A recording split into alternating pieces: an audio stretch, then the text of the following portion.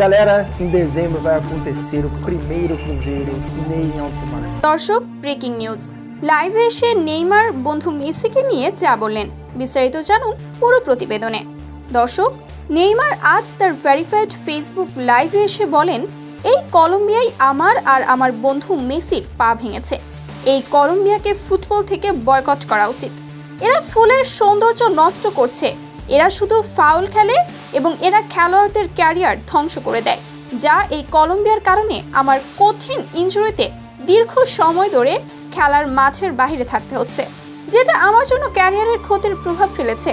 আর সেটাও এখন হলো আমার বন্ধুর সঙ্গেও, তাও সেটা মেসির বিদায়ের শেষ মুহূর্তে। আমি জানি আমার বন্ধু মেসি আর কিছুদিন খেলেই অবসরে যাবে, কিন্তু তার মধ্যে এমন কঠিন ইনজুরিটা খুবই কষ্টের, কারণ আমি জানি আমি এতদিন ইনজুরিতে মাঠের বাইরে ছিলাম, তাই আমার এই বিষয়ে অনুধাবন করতে পেরেছি আমি। আর সেজন্যই বন্ধুর এমন অবস্থা দেখে আমার অনেক খারাপ লাগছে। তো ভিউয়ার্স, মেসির প্রতি নেইমারের এমন ভালোবাসা দেখে আপনার কি অনুভূতি তা অবশ্যই কমেন্ট করে জানাতে ভুলবেন না কিন্তু।